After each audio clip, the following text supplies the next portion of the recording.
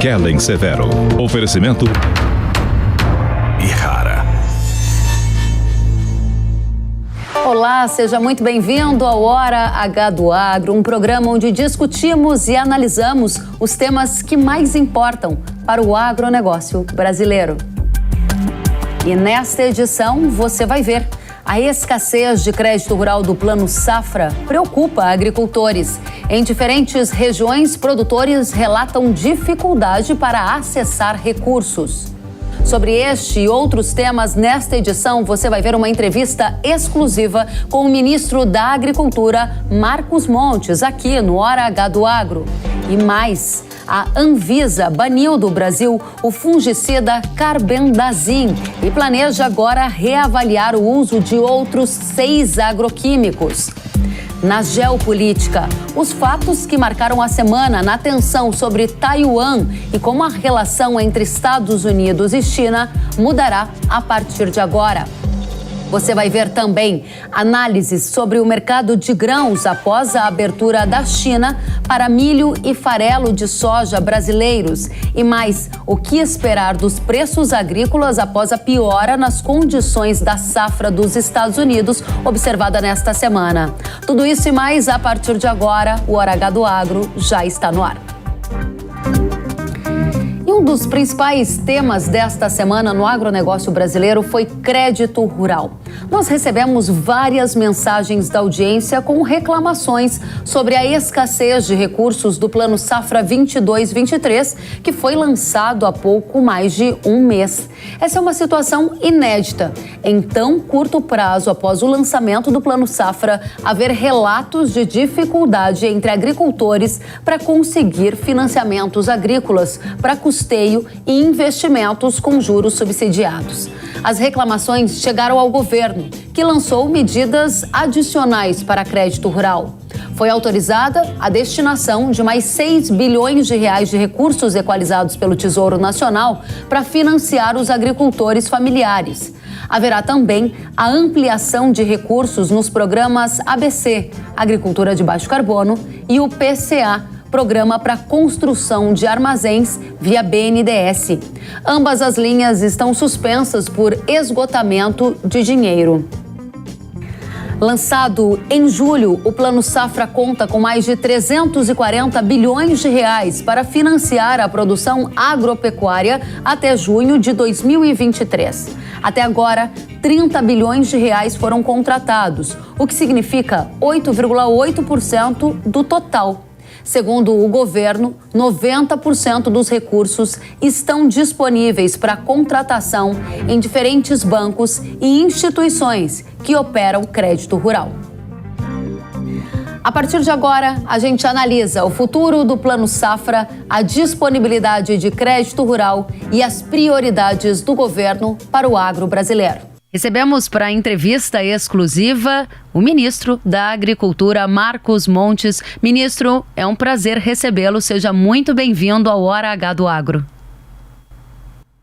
Obrigado, Kellen. Sempre um prazer falar com você, você que divulga tanto o nosso agro, conversa tanto com o nosso agro, e isso para a gente é muito importante. Muito obrigada, a gente está muito honrado com a sua presença. Ministro, eu gostaria de começar com um dos temas que marcou a semana. Recebemos muitas mensagens da nossa audiência relatando escassez de crédito rural no Plano Safra 22-23. Na sequência, o governo inclusive anunciou a suplementação para a Pronaf e algumas linhas de investimentos como PCA e ABC. A dúvida que fica é: se dos 340 bilhões de reais disponibilizados no Plano Safra foram contratados até agora apenas 8,8% do total, por que está faltando dinheiro lá na ponta? Dito de outra maneira, até pela Daiane que nos assiste, como acabou o recurso, se tem recurso, hein? Não, Kelly, não, você mesmo disse, não acabou o recurso. Só 8,8% foi utilizado dos 341 bilhões, um Plano Safra Record, que nós apresentamos ao Brasil. Então, o que aconteceu, e realmente isso é verdadeiro, é que foi uma readequação desses volumes.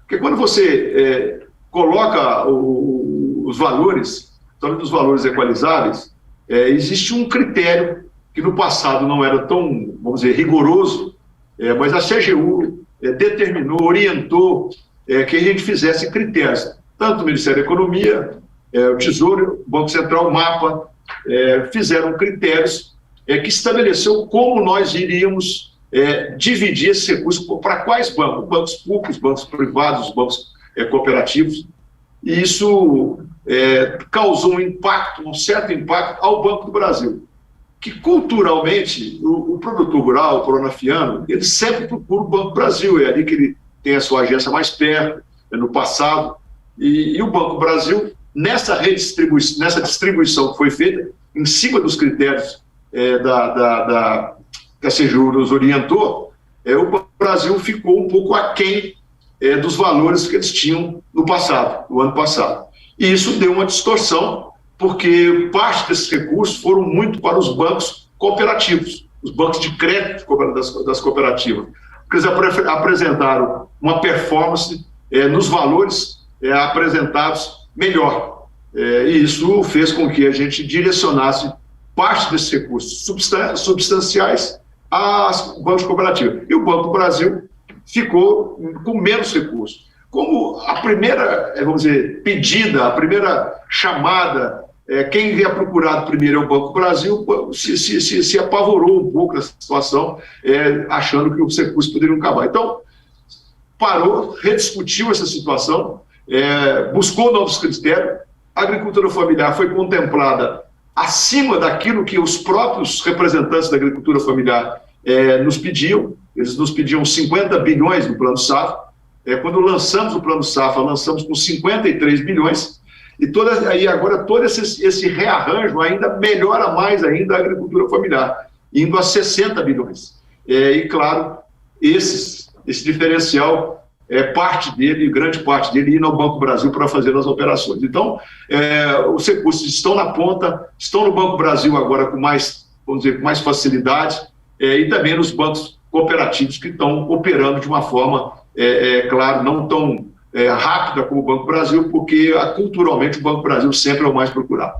Muito bem, ministro, continuando então na sequência do que o senhor nos diz sobre esse rearranjo entre os bancos e agora recursos adicionais para suprir essa demanda também no Banco do Brasil, eu vou para uma próxima questão feita pelo Adriano, e ele diz: se já está faltando recurso para custeio da safra verão, será que a safrinha vai ter recurso? É o que eu disse, os volumes são os maiores da história. E agora, principalmente a agricultura familiar, cresce ainda mais os seus recursos. Repito, muitos que nos procuraram da agricultura familiar, tipo Contai, que nos pediam 50 bilhões, hoje vão ter 60 bilhões disponíveis. E é claro que essa distribuição é feita ao longo do tempo, pela procura, pelos bancos que irão fazer essa operação. Agora, sempre o recurso para a agricultura, para essa dinâmica que a agricultura apresenta, eles são sempre insuficientes, são sempre menos daquilo que precisa, com toda certeza. Mas nós apresentamos um plano safra muito além daquilo que todos imaginavam. Nós recebemos aqui na época sugestões de todas os órgãos representativos do setor, estimando que nós íamos apresentar 320, 330 no máximo bilhões. Nós apresentamos 341 bilhões. Então, os volumes são altos, são bons volumes, mas com toda certeza nunca serão suficientes, principalmente pela dinâmica que o agro vem apresentando, crescendo cada vez mais, saindo de uma safra que já é espetacular, de 272 milhões de toneladas, chegando, eu acho que com toda certeza, chegando a 300 milhões na safra 22-23. Ministro, o senhor coloca um ponto que é bastante relevante, inclusive o anúncio do Plano Safra foi muito elogiado em função dos volumes de recursos prioritariamente, mas a gente está aí com um sinal do nosso setor de preocupação, porque parte desses recursos está com dificuldade de chegar lá na ponta, que é o tomador de crédito, o agricultor. O senhor acabou de anunciar algumas medidas, disse que está confiante de que vai ter recurso até o final do Plano Safra, junho de 2023, e que os produtores que quiserem custear também a safra de inverno terão orçamento. Agora, eu avanço um pouco mais para a pergunta do Guilherme e do Neto. São 2 observadores aqui do nosso conteúdo no Hora H do Agro, 2 telespectadores, e eles querem saber se haverá aporte, ou seja, recurso adicional para o Moderfrota. E eles escrevem assim: há boatos de que o recurso já acabou. Não, acho que boatos sempre existem, são boatos. É o que eu te disse, só 8,8% do recurso de todo o plano, de todo o recurso aportado no plano safra, ainda está disponível. Nós vamos ver a dinâmica de tudo isso. Não vai faltar? Não posso afirmar isso. Depende da demanda. Agora, o Moderfrota seguirá com a mesma linha que foi estabelecido no plano safra. O problema do Moderfrota, que realmente a gente tem que entender, são os valores, são os juros que foram colocados no Moderfrota. São juros um pouco maior, exatamente para a gente poder diminuir os juros e aumentar o recurso naqueles que mais necessitam, que são os pronafianos e também o Pronamp. Muito bem. Ministro, a gente observa notícias que vêm, por exemplo, de Mato Grosso e imagens que mostram milho a céu aberto, fruto de uma colheita que teve uma velocidade bastante acelerada, de uma safra farta em algumas regiões do estado de Mato Grosso. Isso evidencia o problema de escassez de armazéns no Brasil. E uma das linhas que teve a suspensão em menos de um mês de vigência do Plano Safra 22-23 foi justamente o PCA, que é o Programa de Construção de Armazéns no BNDES. O PCA, o ABC, estão entre as linhas que tiveram essa suspensão. Aí, na sequência, o governo anunciou que vai ter recurso adicional para PCA e ABC. Objetivamente, quando reabrem esses financiamentos via BNDES? Os recursos já estão abertos. É o que eu disse, essa reorganização deu tanto dos bancos públicos, principalmente, BNDES, do Banco Brasil, da Caixa, já estão abertos. E outra coisa que é bom salientar, repito, ainda grande parte desses recursos, mais de 90% ainda estão disponíveis dentro daquilo que nós estabelecemos no lançamento do Plano Safra e dando ao PCA um tratamento especial. O juro, por exemplo, do PCA, do ABC, que são projetos importantes para o país, são juros mais acessíveis. Eu falei agora há pouco da questão dos juros do Moderfrota, que foram um pouco mais altos, exatamente para nós preservarmos os investimentos no PCA, que é fundamental para o Brasil, porque o Brasil hoje carece um pouco de armazenação. Agora, é aquela história, sabe, que se vai faltar, se não vai faltar, vai depender da dinâmica da procura. Os volumes foram grandes, para todas as áreas, inclusive para o BNDES nesse setor. Agora, a dinâmica da busca é que vai determinar qual o tempo que isso vai durar. Eu espero fazer uma avaliação sobre isso tem alguns anos, né?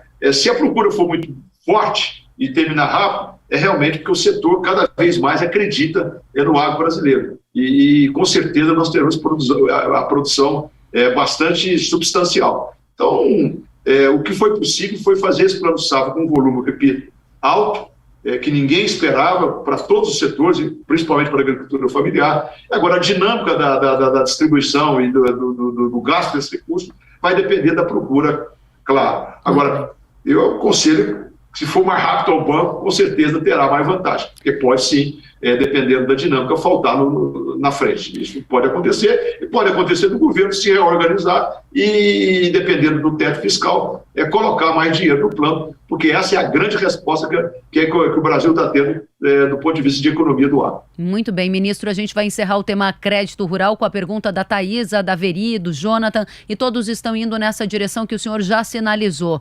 Preocupações se vai ter dinheiro do Plano Safra até junho e o que o governo pretende fazer no caso de a demanda ser muito acelerada e o recurso não atender a todos. O senhor já nos deu uma pista de que pode haver suplementação, mas a gente observou na última temporada do Plano Safra quanto tempo foi preciso para conseguir aprovar o PLN1 e retomar os empréstimos. Há uma grande preocupação no setor de não haver previsibilidade, o pessoal esperar pelo crédito e depois não conseguir tomar. Eu gostaria que o senhor amarrasse para a gente, deixando uma mensagem para a nossa audiência sobre Plano Safra 22-23 e aí depois a gente segue para outros temas.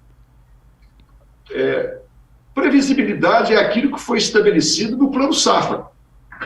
Aquilo é previsível, aquele recurso nós temos para aplicá-lo até junho do ano que vem. Eu repito, não sei quando terminará esse recurso, dependendo da procura. Agora, a previsibilidade do que o governo pode aportar mais recursos é muito difícil de falar. Eu acho que a resposta que o agro tem dado e o interesse que esse governo, o governo do presidente Bolsonaro, tem aplicado no agro, nos dá um otimismo muito grande. Porque quem esperava 320 bilhões, 310 bilhões, 300 bilhões no lançamento e lançou 341, é porque o governo tem um viés para o agro muito forte. Eu repito e gosto de sempre citar isso, porque eu tenho uma história no parlamento brasileiro, defendendo o agro, trabalhando pelo agro. Nós tivemos um olhar diferenciado do presidente Bolsonaro ao agro, inclusive na instalação do Plano Safra. Eu repito muito, quero terminar essa parte falando sobre isso, porque eu acompanhei, Kelly, muitos anos, o que o Ministério da Agricultura se comportava perante os outros ministérios. Eu posso assegurar você, pela minha história no parlamento, e agora aqui no Ministério, há 3 anos e meio, com a ministra Tereza, e agora com o ministro, que nós nunca tivemos uma atenção tão especial do governo Bolsonaro, do Ministério da Economia, para nós realmente termos avanços no investimento do agro. Claro que ainda tem coisas a serem avançadas. O seguro rural é uma delas. Nós avançamos muito, mas temos que avançar mais. E a expectativa é que, se nós continuarmos nessa estrada que nós estamos, com esse prestígio, com essa valorização que o governo dá ao agro, eu acredito que essa previsibilidade que nós precisamos ter, ela é mais otimista de termos mais aporte de recursos. Muito bem, muito obrigada, ministro, pelos esclarecimentos sobre o Plano Safra 22-23, um dos temas mais demandados pela nossa audiência aqui na Jovem Pan News. Outro tema de grande destaque na semana é a abertura do mercado da China para o milho, o farelo de soja do Brasil, a polpa cítrica e também a proteína de soja. Houve um avanço nas negociações, os protocolos também avançaram e a expectativa a partir de fontes do setor exportador é que os primeiros embarques, por exemplo, de milho do Brasil para a China ocorram já em 2022. A pergunta que todos querem saber, e eu gostaria de ouvir do senhor ministro, é quais são as expectativas de volume. O que a China já sinalizou que vai precisar de demanda para este ano de 2022 e para 2023? Olha, Kelly, primeiro nós temos que separar. A produção de milho no Brasil esse ano foi uma produção bastante expressiva, quase 117 milhões de toneladas. A necessidade que a China tem de milho também é uma questão vista por outro ângulo, é uma questão de geopolítica.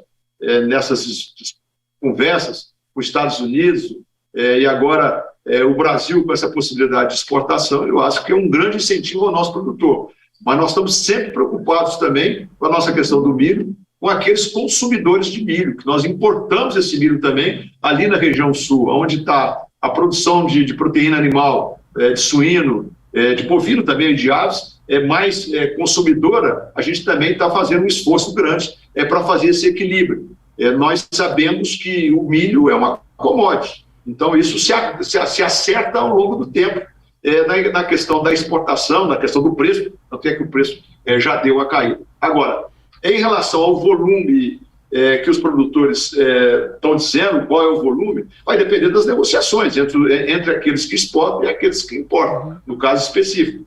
Não posso ainda afirmar, nós estamos estudando isso ainda, que já estão com expectativa de exportação agora para final de 2022. O que o protocolo assinado, o que constava no protocolo assinado, foi um grande avanço que tivemos desses produtos que você disse. Acho que o Brasil cada dia mais se colocando no mercado internacional, já há mais de 200 mercados abertos, mas o protocolo que nós tivemos oficial, assinado, é que esse milho iria ser exportado, começar a ser exportado na próxima safra. Houve um pedido dos próprios interessados, do governo chinês, de que a gente pudesse antecipar essa exportação para esse ano. Nós estamos adequando o nosso protocolo ainda, estamos estudando como alterar o protocolo para a gente poder já exportar esse ano. Em termos de volume, eu não posso te afirmar qual é esse volume, porque vai depender dessas negociações. Mas é muito bom escutar isso dos produtores, dos exportadores, porque vê que a gente está no caminho certo. O Brasil hoje tem uma economia altamente liberal. Nós queremos colocar nossos produtos em todos os cantos do país, principalmente no momento onde a segurança alimentar está ameaçada. E o Brasil é o grande player de tudo isso. Então, nós precisamos, com tudo isso, incentivar, e voltamos no Plano Safra, mas também mais nos investimentos privados, cada vez mais produzir, o Brasil produzir mais e ser realmente o grande responsável para fazer o abastecimento interno, inicialmente, claro, mas também de alimentar o mundo, como nós já estamos vendo aí até nessa própria colocação, nessa pergunta. Então, nós estamos felizes, porque estamos sendo solicitados cada vez mais, e isso é um incentivo para a produção. Muito bem, ministro, muito obrigada. E, de fato, o Brasil tem ocupado um papel de protagonismo no ambiente global, na produção de alimentos. E há um tema sobre regulação aqui no mercado brasileiro que está no radar do nosso setor. Nesta semana, a Anvisa baniu um dos agroquímicos mais utilizados na agricultura brasileira, o fungicida carbendazim. E há na lista da Anvisa pelo menos outros 6 agroquímicos para revisão toxicológica, para uma avaliação toxicológica. Um dos produtos que está nessa lista é o tiofanato metílico, que faz parte do mesmo grupo do carbendazim e é um fungicida do mesmo grupo. Há uma grande preocupação no agro, ministro, sobre novas restrições de produtos. Como o governo avalia essas decisões e a dificuldade para acessar essas moléculas que eram mais baratas na visão dos agricultores? Eu acho que essa pergunta é uma pergunta bastante importante, porque a gente pode abrangê-la de uma forma mais ampla, mostrando com clareza aqueles que trabalham contra o agro, que não aceitam essa modernização dos registros dos nossos defensivos. Se a Anvisa, baseada em estudos que nós acreditamos piamente, temos uma segurança absoluta nas questões da Anvisa, fez com que a gente cancelasse esse registro vai ser cancelado, está cancelado. O que nós lutamos com a Anvisa, e trabalhamos com a Anvisa a pedido dos produtores, foram já aqueles já produzidos, que estão aqui dentro do mercado interno, estão aqui dentro do Brasil, que possam ser usados por algum tempo. E isso a Anvisa fez essa flexibilidade, que foi muito bom para o produtor, porque senão seria realmente um prejuízo grande. Agora, mostra com clareza, sabe, Kelly, essa sua pergunta, àqueles que estão criticando um projeto de lei que nós temos lá no Parlamento Brasileiro, que está lá no Senado, dizendo que nós iríamos ter a autonomia, o Ministério da Agricultura ia termos a autonomia de poder fazer os registros ou não desses produtos. Pelo contrário, nós não somos loucos de chamar essa responsabilidade total para dentro do Ministério da Agricultura. Continuará na mesma linha do que tem que ser feito agora. Anvisa, MAPA, IBAMA, para nós podermos liberar registros novos e cancelar registros como esses que foram cancelados e que nós, claro, temos que mostrar isso ao nosso produtor para buscar outras alternativas. E que existem outras alternativas. Claro, nós estamos buscando, com essa modernização desse projeto, a gente criar alternativa para diminuir custo, para ser mais específico, mais pontual. Nós estamos trabalhando numa agricultura de precisão muito forte, e isso ajuda também na agricultura de precisão. Mas quando é banido, quando é cancelado, nós somos os primeiros a instruir os nossos produtores a buscar outros caminhos e dar a eles instrumentos para facilitar essa substituição. Muito bem. Ministro, a próxima pergunta é sobre geopolítica, a piora da relação entre Estados Unidos e China na questão envolvendo Taiwan. Traz efeitos para o agro do Brasil? Como vai atuar a diplomacia do Brasil nesse contexto, já que de um lado a China é o nosso principal parceiro comercial e de outro os Estados Unidos também é importante parceiro do Brasil e um dos competidores no mercado agrícola mundial? Quais os sinais que o senhor já tem observado nessa situação? Olha, Kelly, as nossas relações internacionais, hoje comandadas pelo capacitado, bom ministro que nós temos, Carlos França, é uma discussão que cada um discute os problemas lá fora. Essa questão dos Estados Unidos com Taiwan e China é uma questão que será discutida e será analisada por eles. É claro que qualquer atrito que haja no comércio, o Brasil está pronto para substituir se for necessário. O milho provavelmente seja uma questão dessa que nós estamos conversando. Será que a China busca essa, vamos dizer, essa antecipação da exportação do milho?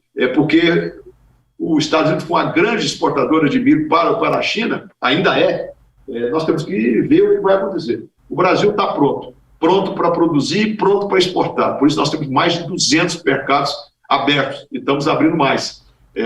Agora mesmo estamos indo na República Dominicana para abrir outro mercado de outros produtos. Mas essa questão desses conflitos, o Brasil está preocupado, claro, porque isso afeta fortemente a segurança alimentar. Nós estamos produzindo mais, vamos ser um grande player para combater essa assombração da ameaça à segurança alimentar. O Brasil está preparado para isso e por isso que estamos produzindo mais.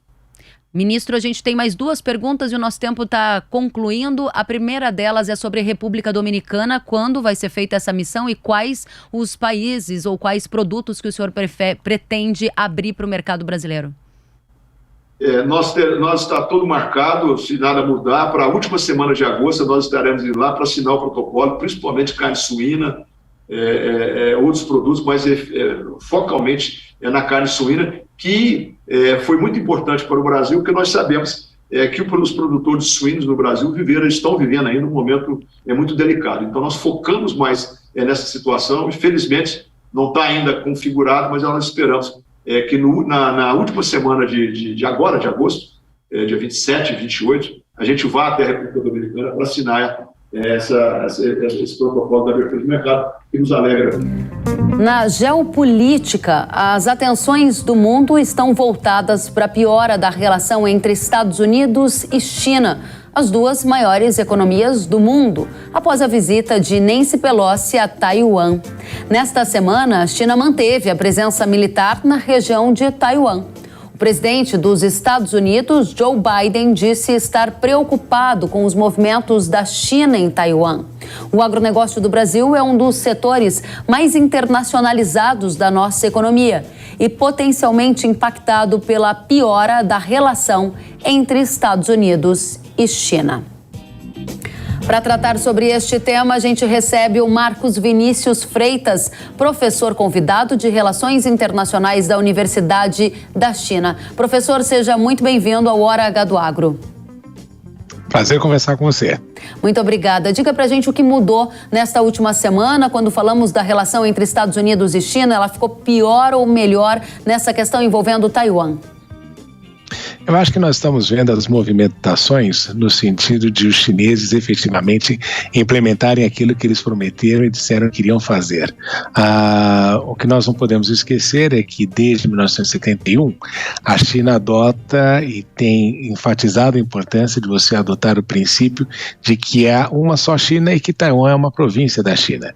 Só que os Estados Unidos têm adotado uma postura dúbia em que eles se comprometeram a adotar o princípio, mas, no entanto, mas o que a gente vê é que nos últimos tempos eles têm aumentado o nível dos relacionamentos, passando isso a um relacionamento mais oficial, inclusive com a visita da Nancy Pelosi. E o que a gente tem visto é que os chineses, cumprindo a linha vermelha que eles estabeleceram, eles simplesmente estão agindo na questão militar, ou seja, com os treinos ali para, de alguma forma, relembrar a Taiwan do potencial militar que a China possui e também do ponto de vista econômico. Eles fizeram aí tomaram uma série de medidas que a gente tem visto na questão de fornecimento de produtos de Taiwan para a China e também até mesmo a presença de empresas estatais chinesas dentro do mercado mobiliário norte-americano.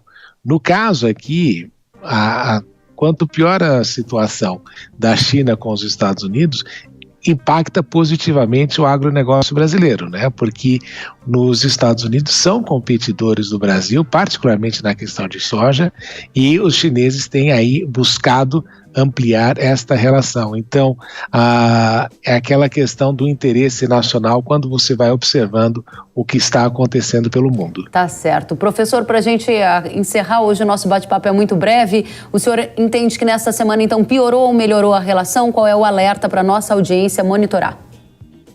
Não, eu acho que mantém-se estável, mas é um estável negativo. Muito bem. Professor Marcos Vinícius Freitas, fica aqui o convite para o senhor voltar em uma outra oportunidade e trazer ainda mais detalhes da geopolítica e impactos no agro. Professor convidado de Relações Internacionais da Universidade da China, volte sempre. Prazer estar com você. Muito obrigada. A Agência Nacional de Vigilância Sanitária vai reavaliar o uso de 6 agroquímicos no Brasil. Estão na lista para avaliação toxicológica fungicidas, herbicidas e inseticidas. O setor agro acompanha com atenção o tema, especialmente depois da Anvisa banir nesta semana uma molécula usada há décadas na agricultura brasileira, o carbendazim. A agência concluiu que o produto tem potencial cancerígeno e decidiu pela proibição para produtos técnicos e formulados à base de carbendazim. Vai lembrar que em 21 de junho a agência já havia suspendido cautelarmente a comercialização, produção e importação deste agroquímico. Até então, apenas o uso estava liberado. Agora, com a decisão, há um plano de até 12 meses para descontinuar o produto. A importação desse produto e alguns tipos de aplicação, como por tratores de cabine aberta, já estão proibidos. Para tratar deste tema, vamos receber os nossos convidados. Daniel Corradi, técnico da Gerência de Toxicologia da Anvisa. Seja muito bem-vindo, Daniel. Obrigado a todos. Recebemos o Daniel e também Lídia Cristina, advogada que representa a Força-Tarefa Carbendazim, formada por 21 empresas do setor agro. Seja muito bem-vinda, Lídia. Obrigada, Kelly. Era um prazer participar com vocês. Da mesma forma. Começo com você, Daniel. A pergunta é, de 2006 para cá, dos 19 ingredientes ativos revisados pela Anvisa, pelas nossas contas, 12 foram proibidos no Brasil. Nessa semana, o fungicida carbendazim e agora há 6 novos itens na lista. A tendência é que a Anvisa decida pelo banimento também destes agroquímicos que estão nesta lista? Na verdade, nós não conseguimos adiantar qualquer resultado do processo de reavaliação, porque eles estão em andamento, né? Na verdade, nós já iniciamos a reavaliação do tiofanato metílico e do epoxiconazol, que são os 3 primeiros dessa lista são os 2 primeiros dessa lista de 6, né, que você citou, mas não é possível adiantar qualquer aspecto em relação à proteção ou apenas para a mitigação de alguns usos, porque o processo ainda está em andamento, né, as análises estão em andamento. Você disse que já foi reiniciado, ou for melhor, iniciado esse processo de avaliação dos 2 primeiros ingredientes ativos desta lista de 6 que eu citei. Em média, quanto tempo leva uma avaliação da Anvisa nesse sentido toxicológico? Então, depende muito da quantidade de documentos que a gente encontra, né, na nossa busca na literatura científica, né, na quantidade de estudos, na quantidade de documentos que foram produzidos pelas agências reguladoras internacionais que já fizeram esse processo de avaliação e também da quantidade de estudos que as próprias empresas peticionam, né, enviam para a Anvisa no momento em que elas foram convocadas para isso. Então, há uma grande quantidade enorme de documentos para o tiofanato metílico e também para o epoxiconazol que já estão em fase de análise. Muito bem, obrigada, Daniel. Lídia, diga pra gente, essa força-tarefa que foi montada para tentar reverter a decisão da Anvisa sobre o banimento do carbendazim, qual o argumento de vocês para tentar rever uma decisão da Agência Sanitária do Brasil? Foi isso mesmo, foi formada uma força-tarefa, ela tem 21 empresas, ela foi formada em 2019, né, logo que a Anvisa fez o edital de chamamento. E a Força-Tarefa, ela fez a defesa, as contribuições dela em sede de consulta pública, com o objetivo de manter o uso do produto para o tratamento de semente industrial e on-farm. E ela tem a intenção, sim, de continuar dialogando com a Anvisa com o objetivo de discutir a questão do tratamento de semente e os phase-outs que foram estabelecidos para o banimento do produto. Muito bem, obrigada, Lídia. Daniel, conta pra gente, como é que a Anvisa avalia esse ponto, né, que a Força Tarefa está colocando, de que, por exemplo, o carbendazim poderia ser usado apenas para o tratamento de sementes, já que é um ambiente industrial, que normalmente segue mais rigor na questão de equipamentos de segurança. E eu gostaria de ouvir de você como a Anvisa avalia o uso de equipamento de segurança individual e outras normas de segurança que são obrigatórias na hora de se manusear defensivos agrícolas aqui no Brasil. Como ela avalia isso na hora que ela decide banir esses produtos que ficam em avaliação toxicológica? Então, eu vou tentar explicar de maneira bem fácil para entender como é que se dá esse processo de avaliação. Então, vamos separar todo o processo de reavaliação ou de avaliação de qualquer ingrediente ativo em duas partes. A primeira parte é a parte em que a gente avalia se esse ingrediente ativo ele apresenta propriedades que a lei brasileira, o decreto e as normas da Anvisa definem como características proibitivas de registro. Então, se ele causa câncer, né, se ele é carcinogênico, se ele causa malformação fetal, se ele é tóxico à reprodução, se ele é desregulador endócrino e se ele é mutagênico. E outros detalhes também da lei que podem prever. Isso em relação aos aspectos da saúde. Nessa primeira fase da avaliação toxicológica, ela avalia o que nós chamamos, né, de propriedades ou de perigo desse produto. Esse produto ele é capaz de gerar na espécie humana, ele tem esse potencial de gerar na espécie humana esses desfechos, carcinogênico, teratogênico, mutagênico. Bom, se a Anvisa conclui que sim, ele é capaz, porque os estudos que foram enviados para a Anvisa, que a gente se debruçou sobre ele durante muito tempo, durante muito tempo, se a gente chega à conclusão que sim, então a gente tem ainda a possibilidade de calcular um chamado limiar de dose. O que é o limiar de dose? É aquela dose em que não se espera encontrar de forma alguma qualquer resquício ou qualquer fundamento que leve ao desfecho proibitivo. No caso do carbendazim, nós classificamos esse produto como carcinogênico, como tóxico para reprodução e desenvolvimento e como mutagênico. Então ele tem 3 características proibitivas de registro que impedem que ele seja registrado. Nós procedemos com a etapa de avaliação dos limiares de dose. É possível se estabelecer um limiar? Nesse caso específico, não foi possível se estabelecer um limiar de dose para 2 características, mutagenicidade e toxicidade reprodutiva para o desenvolvimento. Bom, chegando a essa conclusão científica,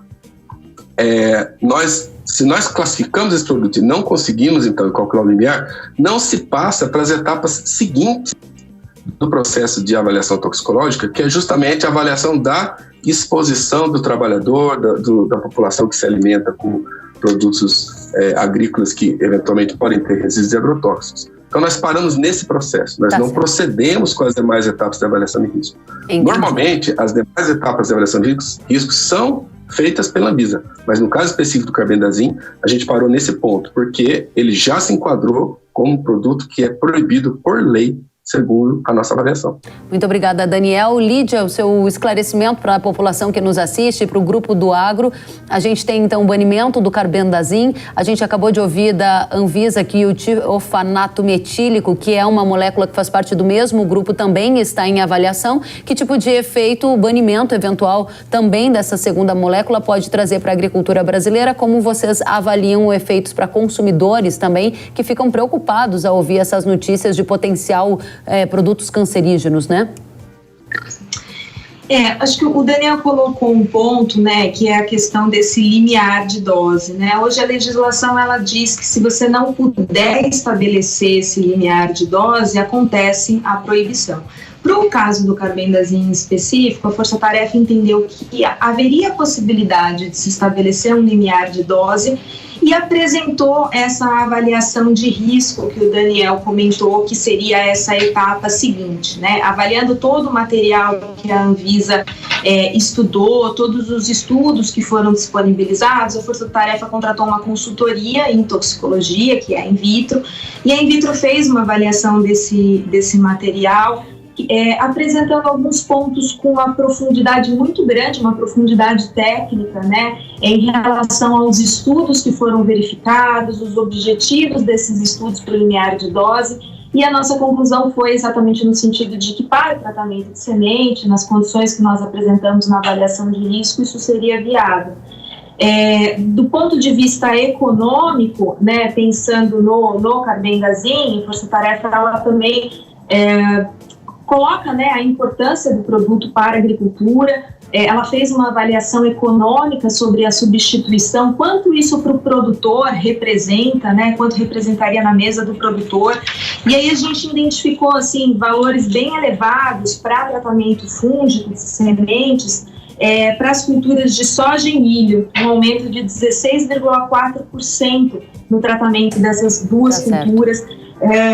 E esses pontos eles foram efetivamente apresentados dentro desse relatório encaminhado no período de consulta pública para a Anvisa. Muito bem. Lídia, muito obrigada pelos esclarecimentos. Daniel, muito obrigada. Quero aqui dizer que a gente vai voltar a contatá-los para uma entrevista ainda mais completa para a nossa audiência que se interessa demais sobre esse tema. Daniel Corradi, técnico da Gerência de Toxicologia da Anvisa, volte sempre, foi um prazer recebê-lo. Lídia Cristina, advogada que representa a força-tarefa Carbendazim, formada por 21 empresas do setor agro, também foi um prazer recebê-la. Voltem sempre, até a próxima. Tchau, tchau. Os agricultores brasileiros seguem na expectativa de que as exportações de farelo de soja e milho para a China aconteçam em breve e o mercado passe por uma nova fase no comércio com a China. Por conta de exigências mais rígidas, o governo brasileiro esperava ter um sinal verde para enviar os produtos aos chineses apenas no ano que vem. Mas o relaxamento de algumas exigências fitossanitárias vai permitir os embarques ainda em 2022. A China é o maior consumidor mundial de milho e farelos de soja e o maior importador de milho também. Vamos tratar da formação de preços para agricultores e compradores de ração animal aqui no Brasil com os nossos convidados. Quero receber Enio Fernandes, analista da Terra Agronegócio. Enio, seja muito bem-vindo. Bem-vindo, obrigado por estar aqui, é sempre para falar com vocês. Enio, muito obrigada. E já que você está aqui conosco, nós vamos receber daqui a pouquinho o Luiz Rua, diretor de mercado da Associação Brasileira de Proteína Animal. Quero começar já com você, Enio, dizendo qual é o impacto dessa abertura da China para o milho, para o farelo de soja do Brasil na formação de preços de grãos aos agricultores. Bom, no farelo, eu não estou tão amigável, tão animado com isso, porque a China, preferencialmente, ela importa soja grão, né? E os volumes de farelo dela, ela já tem alguns mercados consolidados. É importante, esse movimento pode melhorar, mas não é tão transformador. O importante é a gente ver o seguinte: quando você vê as projeções nossas para a utilização de óleo, tanto no mercado interno quanto no mercado externo, a produção de farelo no mercado brasileiro vai crescer bastante. Isso vai dar muita competitividade para a cadeia todinha de proteína animal, mas também a gente vai ter competência para exportar, principalmente para a China, mas eu não vejo esse número como transformador. No caso do milho, nós já temos uma exportação extremamente robusta de milho. Um novo parceiro com grande força comercial com a China, isso sim pode impactar bastante o mercado de milho. Agora, isso é daqui para frente, né? O nosso ano comercial de milho termina agora, na exportação termina em janeiro. Até janeiro nós estamos mais ou menos planejados o que deve acontecer. Muito bem, Enio. Há pouco a gente ouviu o ministro da Agricultura aqui no Hora H do Agro e ele dizia que ainda não sabe qual é o volume potencial de embarque de milho para a China em 2022, tampouco para 2023. Você é um consultor de mercado muito ligado aos efeitos que essas novas negociações vão gerar na formação de preços aos seus clientes. O que você já tem no radar e qual é o efeito que você está alertando a sua clientela para a chegada da China, principalmente no mercado de milho do Brasil? Quem realmente precisa do milho físico, ele tem que trabalhar muito mais protegido, ou com hedge lá fora, ou com contratos antecipados, ou com hedge até na própria B3. Por quê? Qualquer pequeno movimento da China, ela puxa uma demanda muito forte. O que pode ser pequeno na China é muito, muito forte para as nossas exportações. Outro ponto que a gente tem que entender é o seguinte: quando a China entrou na Organização Mundial do Comércio, começou a tradar soja no Brasil, a mudança foi muito rápida. O mercado de proteína animal cresce muito fortemente na Ásia. Para eu abastecer esse mercado, eu vou precisar de milho. Então, para quem precisa de milho, a gente tem que tomar muito cuidado com o que vai acontecer. Outro ponto, é que nós estamos crescendo muito a área plantada no Brasil, de soja. Em sequência à soja, vem o milho segunda safra. Só que nós estamos crescendo em áreas que não são tão aptas ou são mais delicadas para altas produtividades de soja, consequentemente, para altas produtividades de milho. Então a gente tem que tomar cuidado, porque às vezes área plantada não significa grande oferta de milho lá na frente. Então, o produtor de carne, proteína animal, se de um lado ele vai ter um benefício pela grande oferta de farelo, do outro lado ele tem que tomar cuidado com a oferta de milho. Muito bem, agora sobre volumes, você tem uma expectativa e a sua visão é altista para milho a partir do momento em que forem enviadas as primeiras cargas de milho para a China, Enio? Quando a gente analisa mercado, a gente tem que analisar dados. Os dados que o USDA estão aprontando para nós para a próxima temporada são 18 milhões de toneladas de importação de milho. Ele já projeta também 47 milhões de toneladas de exportação do Brasil. Ou seja, a China importa 18, nós vamos importar 47. Interessante. Os nossos estoques de passagem vão ser um pouco acima. Só terminar, o nosso estoque de passagem vão ser um pouco acima do que vamos finalizar esse janeiro deste ano, né? Mas mesmo assim, números acima do que o USDA está projetando seria um chute, e a gente não pode fazer isso, a gente tem que ser bem atento. Mas lembro, se a China aumentar, ou o USDA errar, só 10% dessa projeção, nós estamos falando de 2 milhões de toneladas num país que vai exportar 47 já. Interessante. Agora, Enio, diga pra gente ainda sobre a análise do mercado de grãos. Há pouco nessa semana foi divulgado um novo relatório de oferta e demanda com atualizações para a safra dos Estados Unidos, safra global. O que você gostaria de chamar a atenção para a nossa audiência depois da divulgação desse relatório que importa para o mercado agrícola? Vamos por partes. Primeiro eu quero falar do milho. O milho, a grande safra nossa é a segunda safra. E ela sempre vai estar em risco porque ela é plantada nem no momento ideal. Você planta a safra de verão, dependendo de quando iniciam-se as chuvas, você inicia a sua segunda safra. Nós já tivemos 2 anos de uma produtividade não tão boa. Então a gente não pode ficar confiando que a nossa segunda safra sempre vai ser boa. Dito isso, ela é 70%, 75% da nossa safra de milho. Nós sempre vamos ter risco de oferta de milho por causa dessa característica da safra, principalmente com um novo player forte como a China chegando. Olhando o relatório em si, no caso da soja, eu não ficaria tão preocupado com esse aumento de produtividade. No final do dia, os estoques de passagem de soja nos Estados Unidos são muito apertados. A Bolsa de Chicago, ela reflete a soja, o preço da soja no mundo inteiro, mas ela é mais impactada pelo que acontece dentro dos Estados Unidos. Estoques menores nos Estados Unidos, como estão sendo apresentados agora, estoques mais frágeis, dão sustentação às cotações da soja. Logicamente, você tem altas, você tem baixas, você tem movimentações, mas os produtores brasileiros, até dezembro, vão ter oportunidade de proteger a sua próxima safra.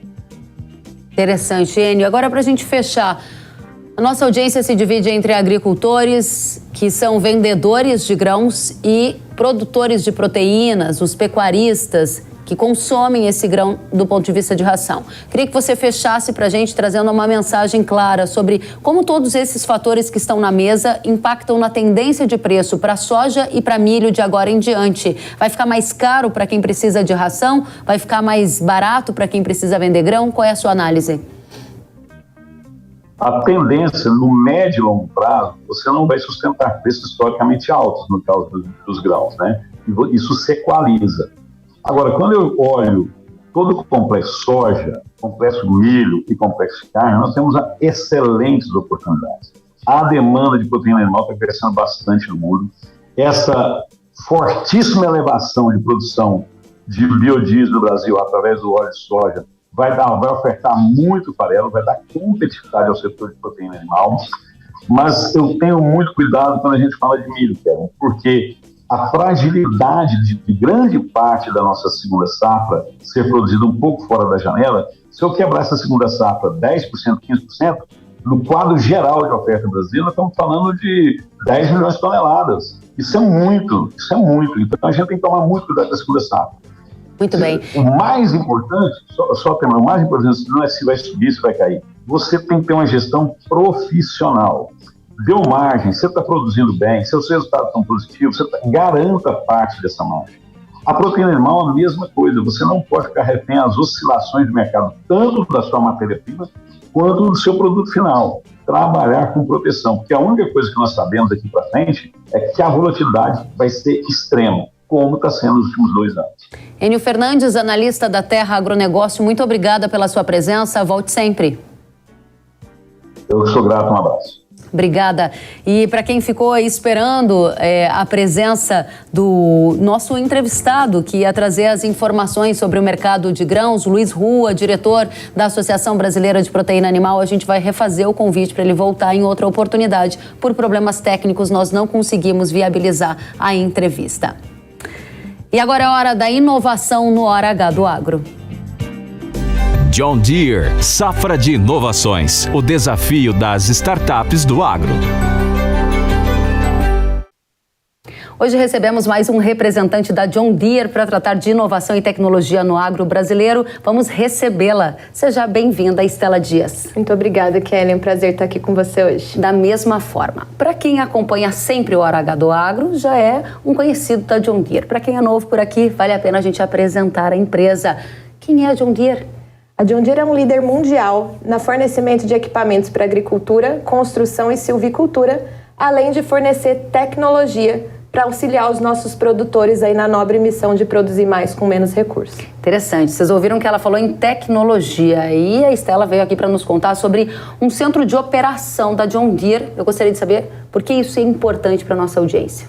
Porque através desses centros, Kelly, hoje a gente tem 42 centros espalhados pelo Brasil na nossa rede de concessionários. E através desses centros é como o concessionário monitora e auxilia os agricultores, sabendo tudo que está acontecendo no campo através de um serviço remoto. Como isso funciona na prática? Bom, na prática funciona da seguinte maneira: os equipamentos têm a possibilidade de conexão, assim como a gente tem um modem de internet em casa, esses equipamentos têm também um modem de conexão de internet. E através de uma ferramenta de agricultura digital da John Deere, que é o John Deere Operation Center, esse cliente tem acesso a tudo que está acontecendo na operação dele no campo. Então, através dessa plataforma, ele tem a capacidade de planejar, monitorar e analisar o que está acontecendo no campo. Isso é a conectividade, é a nova era, né? Um ambiente onde o produtor acessa, monitora os dados das máquinas com a ajuda da tecnologia. A Estela já nos contou como isso funciona na prática, agora que tipo de benefício agregado isso traz? O benefício é dele não precisar sair de casa para saber tudo o que está acontecendo na propriedade, né? Se a gente imaginar um tempo atrás, ele tinha que sair da casa dele e ir até o campo. Assim mesmo, quando ele precisava de um serviço, o concessionário tinha que desviar um técnico para ir lá fazer o reparo. Isso tudo ele consegue agora, de maneira remota, avaliar de dentro de casa, do bolso do celular. Isso resolve muitos problemas do agro, porque afinal de contas a gente está falando de um setor que está espalhado em diferentes regiões, em fronteiras agrícolas, ou seja, resolver problemas de forma remota faz muita diferença, é bastante interessante. Agora a Estela vai nos contar que tem um aplicativo, ela falou sobre isso já, para conectar as máquinas, o que os produtores precisam fazer. Tem algo mais que a gente precisa ensinar aqui ao pessoal? Sim, Kelly, ele tem dois formatos, né? O aplicativo de celular, onde ele baixa no iOS ou no Play Store, e ele tem também o formato web, que funciona assim como a gente faz uma conta de e-mail. Então basta ele acessar o myjohndeere.com e criar uma conta e simplesmente começar a usar. É gratuito. Está aí a possibilidade desde 2018 para os nossos agricultores. Desde 2018, e você que está assistindo o Hora H do Agro percebeu o que ela disse sobre simplicidade, facilidade, está aí, é muita inovação, tecnologia trabalhando a favor do agronegócio brasileiro, e você, produtor, pode ter toda essa conectividade na sua produção, controlar as máquinas, tem inclusive um relatório completo de dados para otimizar tempo e custo e, obviamente, aumentar a produtividade que todos nós queremos. Para conhecer o Operation Center da John Deere, saber mais, a Estela já passou aqui o site, você pode também anotar mais uma vez, myjohndeere.com. E a Estela vai trazer uma última informação para a gente nesse ambiente de inovação, que é a Safra de Inovações, um sucesso, reality show do agro. Quem não conhece, vale a pena ir na internet e acessar? Vale sim, foi o primeiro reality show do agro que nós produzimos e já saiu a startup vencedora. Então basta acessar o YouTube da John Deere e ver esse episódio, que tá muito legal de assistir. Stella, foi um grande prazer te receber. Volte mais vezes com mais inovações, com mais tecnologia e facilidades para nossa audiência, que a gente quer muito compartilhar essas informações. Muito obrigada, agradeço mais uma vez, Kellen. Obrigada a você, Stella. E para acompanhar todos os episódios disponíveis de graça, basta acessar o YouTube da John Deere Brasil. A gente segue com mais conteúdos de inovação e tecnologia por aqui toda semana. John Deere, safra de inovações, o desafio das startups do agro.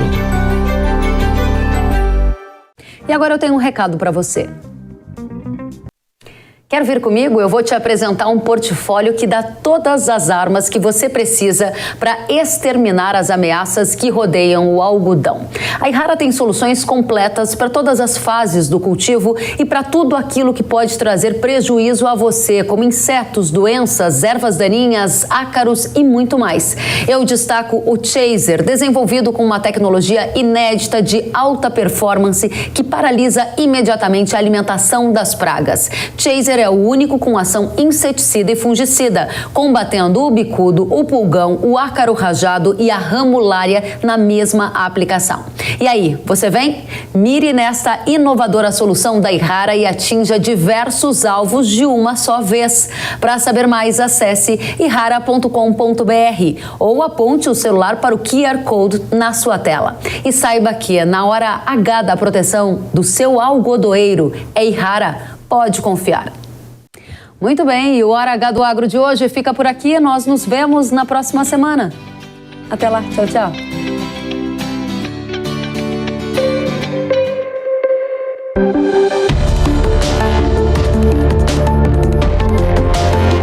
Hora H do Agro, com Kellen Severo. Oferecimento